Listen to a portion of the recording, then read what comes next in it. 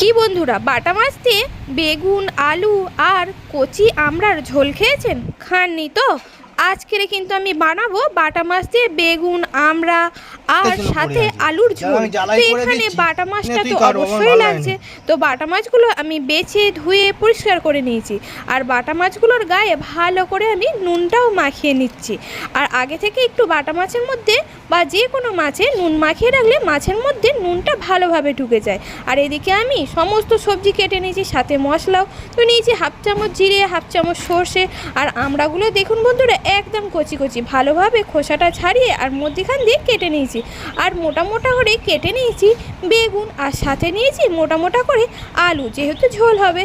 আর এখানে দেখুন গোটা লঙ্কা নিয়েছি আর গোটা হলুদ নিয়েছি। আজকের কিন্তু গোটা হলুদ বেটেই রান্না করব। তো মশলাটা আগে করে নিচ্ছি, সেই জন্য আমি শিলের মধ্যে নিয়ে নিয়েছি গোটা জিরে, গোটা সর্ষে আর নিয়েছি শুকনো লঙ্কা। এবারে আমি ভালো করে মিহি করে বেটে নেব। আর মিহি করে বাটতে গেলে একটু তো জল দিতেই হবে, তাই একটু জল দিয়ে দিলাম। আর এক হাতে ফোন আর এক হাতে কাজ করছি, তাই একটু অসুবিধা হচ্ছে। তো মশলাটা বেটে নেওয়ার পরে হলুদটাও বেটে নিয়েছি। আর দেখুন বন্ধুরা, সমস্ত কিছুই বাটা হয়ে গেছে আর হাতটাও প্রচুর হলুদ হয়ে গেছে। তো এই হলুদ হাতেই ভালোভাবে মাছেও হলুদটা মাখিয়ে নেবো, তাই কিছুটা আমি হলুদ নিয়ে নিলাম। আর মাছে তো আগে থেকেই নুন মাখানো আছে। আর মাছগুলোর গায়ে ভালো করে কচলে কচলে হলুদটাও মাখিয়ে নিলাম। আর বাটা হলুদে রঙটা কিন্তু দারুণ হয় বন্ধুরা। আর মাছ ভাজার জন্য এদিকে কড়াইতে সর্ষের তেল গরম করে নিচ্ছি।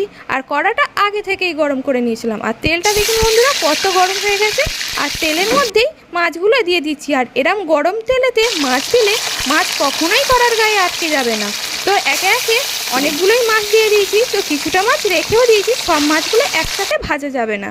তো মাছগুলো এক পিঠ করে ভাজা হয়ে গেছে, তাই আমি অপর পিঠটা উল্টে দিচ্ছি। তো উল্টে পাল্টে একদম লাল লাল করে মচমচি করে মাছগুলো ভেজে নেব। আর এই দেখুন বন্ধুরা, কথা বলতে বলতে মাছগুলো ভাজাও হয়ে গেছে। তো এবার আমি মাছগুলো তুলে নেব। তো দেখুন বন্ধুরা, কি সুন্দর মাছগুলো ভাজা হয়েছে। আর কড়াতে আবার ওই একইভাবে যে কটা বাটা মাছ ছিল দিয়ে দিলাম, দিয়ে একইভাবে ভেজে নিলাম। আর মাছ ভাজার তেলের মধ্যে দিয়ে দিলাম মোটা মোটা করে কাটা আলুগুলো।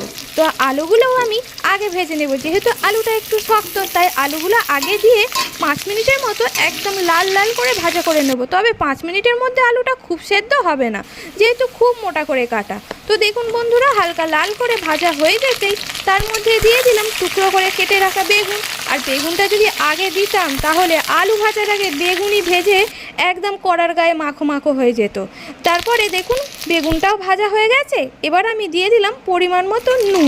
আর নুনটা দিয়ে আবারও ভালোভাবে বেগুন আর আলুটার সাথে মিশিয়ে নিলাম।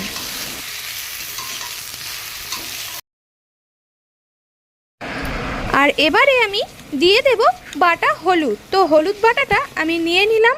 আর নিয়ে আমি বেগুন আলুর মধ্যে দিয়েও দিলাম। দিয়ে এবারে ভালোভাবে হলুদ বাটাটা বেগুন আলুর সাথে মাখা মাখা করে নেব। আর এতে কালারটা কিন্তু দারুণ হয়। বাটা হলুদে একবার বন্ধুরা রান্না করে দেখবেন, দারুণ কিন্তু কালার হয়। আর আগে থেকেই জিরে, সর্ষে আর শুকনো লঙ্কাটা শিলনোড়ায় যে বেটে রেখেছিলাম, সেই বাটা মশলাটাই দিয়ে দিলাম ভেজে রাখা আলু আর বেগুনের মধ্যে। দিয়ে এবার গ্যাসের ফ্লেমটা একটু আস্তে করে দিয়ে ভালোভাবে কষিয়ে নেব। আর এই সময় গ্যাসটা আস্তে করে দিলেই বেশি ভালো হয়, না হলে মশলাটা পুড়ে যাবে। আর কষানো হয়ে যেতে তার মধ্যে দিয়ে দিলাম কেটে রাখা একদম নরম কচি কচি আমড়াগুলো। দিয়ে এবারে আমি দিয়ে দিচ্ছি পরিমাণ মতো জল। জল দিয়ে এবার আর কাজ কি, এবারে ঝোলটা ফুটতে সময় দিতে হবে। তো দেখুন বন্ধুরা, ঝোলটা কি সুন্দর ফুটে উঠেছে।